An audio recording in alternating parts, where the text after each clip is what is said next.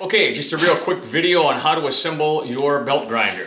They'll come packed in 2 boxes like this with some bubble wrap. Just be very careful, take all this stuff out. Okay, first thing we're going to do is we're going to bolt the frame to the base plate. Frame should have these nuts and washers already on them. Take those off.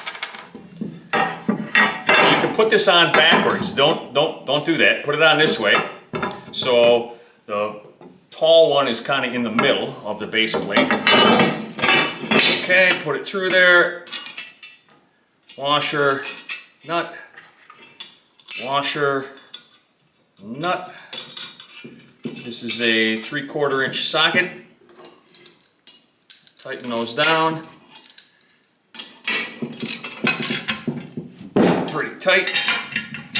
It's very important at this point to check to make sure that they are square. So let's tighten this guy down. That's pretty good. Check this one. Okay, so he's square in both dimensions. If they're a little off, we include some washers to use as shims. You can shim them in there and get them right. All right, second thing is the tooling arm. This is the tooling arm here. This just slides in here. And then use the 2 short 1/2 inch bolts. They will thread, if I can show that a little better. They will thread into these 2 holes right here. Right now, don't even bother snugging them up, just get them in. Set that aside. We have the D plate. That's what this thing is called, the D plate. D plate's gonna go like this, so make sure you get these on here. And we have the 2 rollers. Now the D plate is threaded for both of these, okay? You can see that there is a stop nut here, and the D plate, these guys thread right on. This is kind of an important design consideration. All right, so same 1/2 inch socket. We'll tighten that up pretty good. Not nuts, don't go nuts right now, but get her nice and snug. Okay, and then we have lock nuts that go on the other side. So it's threaded into the D plate, and there's a lock nut that goes on the other side of each of these. And these can get tightened down pretty tight. Later, we'll put some red Loctite on. Okay, so that's the D plate assembly. Then take your 1/2 inch and your 3/8, these guys here. Okay, and the 1/2 inch goes through the D plate, then through the tooling arm, as does the 3/8 inch carriage. It's a carriage bolt because it has this square section right here that will fit right into that square section. Put a washer on each of them. On the other side, 1/2 inch nut on the 1/2 inch, 3/8 inch nut on the 3/8 inch. And these can be tightened down, just snug them down a little bit.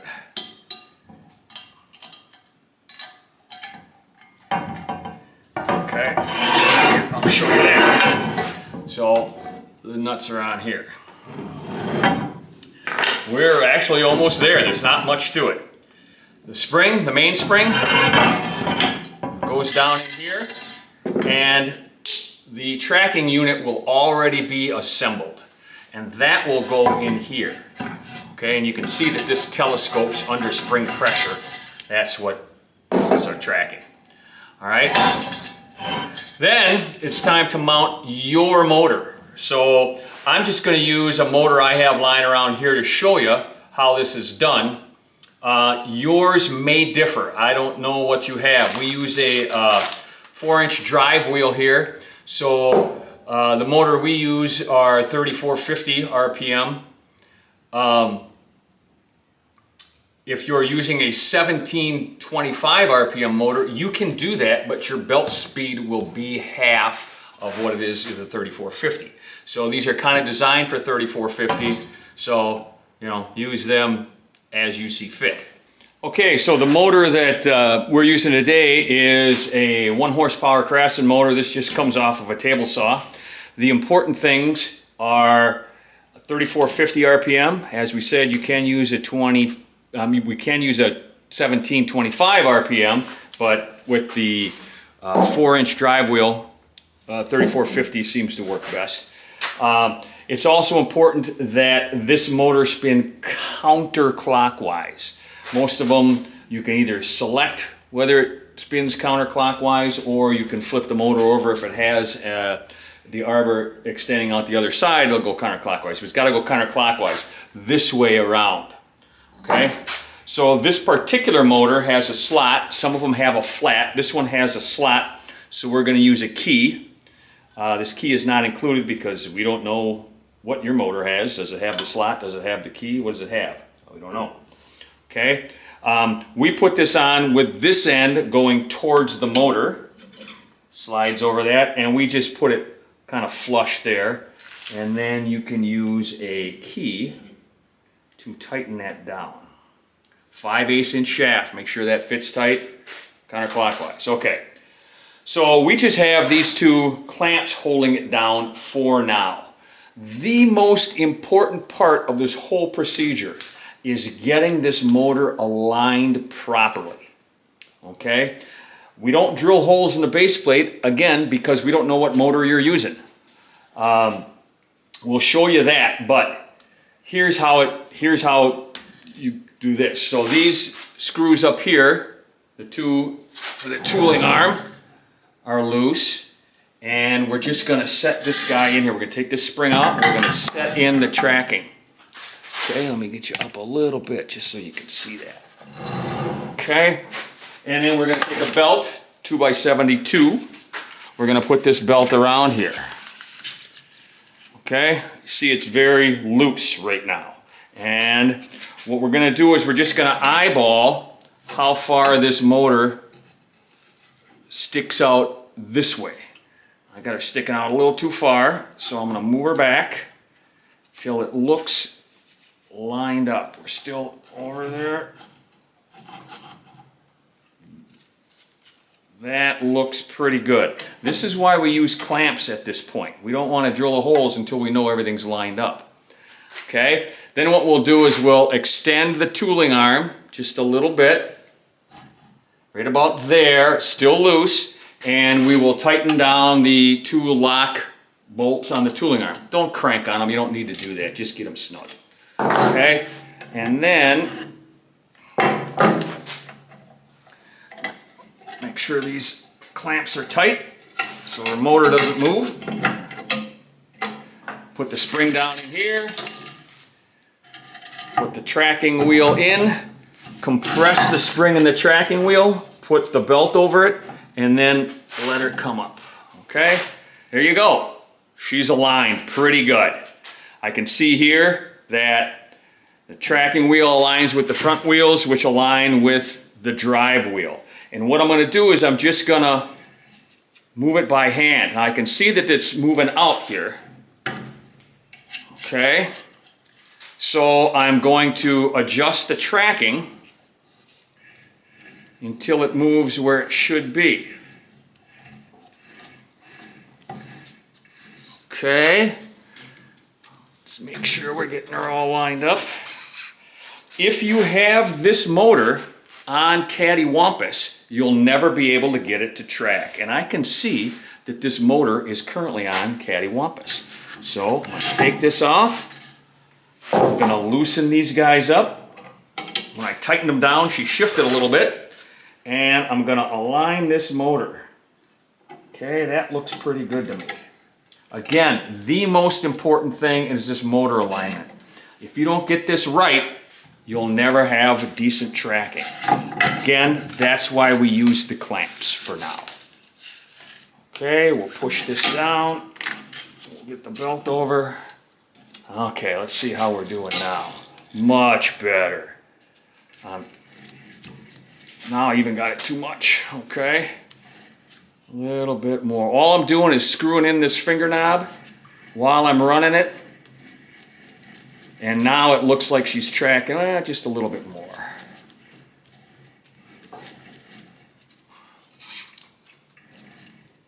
Maybe a little bit more. Okay, tracking looks good by hand. Okay? By hand it looks good. So now what we can do is we can mark where we want to drill our holes, or however you're going to mount your motor. Okay? Your motor might not have holes. Maybe you got to clamp it down. Maybe you got to screw it down. Maybe you got to whatever it is. But this particular motor, we can drill a hole. So what we'll do is we'll mark those holes very carefully, and then we will drill the holes. At this point also, we're probably going to paint it, okay, after we drill the holes, and then I'll show you, like after assembly, how we can set the tracking. Okay, so we got the motor all mounted, we got it painted, I got a belt on there. It's absolutely critical that you get the motor, your motor, mounted so that it's straight this way and it's straight this way. If this is off, it'll screw up your tracking. 99% of the time, that's what it is.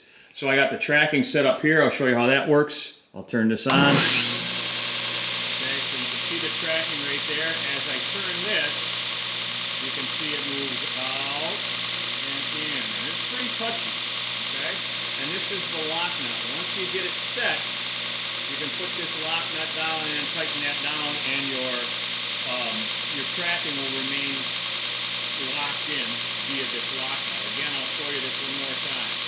We can go out, we can go in. Okay, one other thing, let me turn this off. One other thing is that when you are setting the tracking, this thing is spring loaded and the belt slides off when you are trying to set up the tracking. This thing being spring loaded will pop out and you'll have to chase it around. So don't keep your hand up here, keep it down here. And do it by hand first. So you get it all set up, then you do it by hand. I'm just rolling it by hand. I can see that the tracking's good. And then the first couple of times I'll probably just go like this, just to make sure it doesn't go flying, and then I can set it and you can see it's tracking perfectly now. So there you go. Enjoy. That should cover the assembly. And again, get your motor on there correctly. After everything's assembled, I would suggest you go back and do a bolt check. Tighten all the bolts down, maybe put some red Loctite on them. Don't put red Loctite on these, or these, but like for instance up here, these or this or whatever. Because these machines are subject to some vibration when you're using them heavy, and you don't want any of those to come loose while you're doing it. There you have it. Enjoy.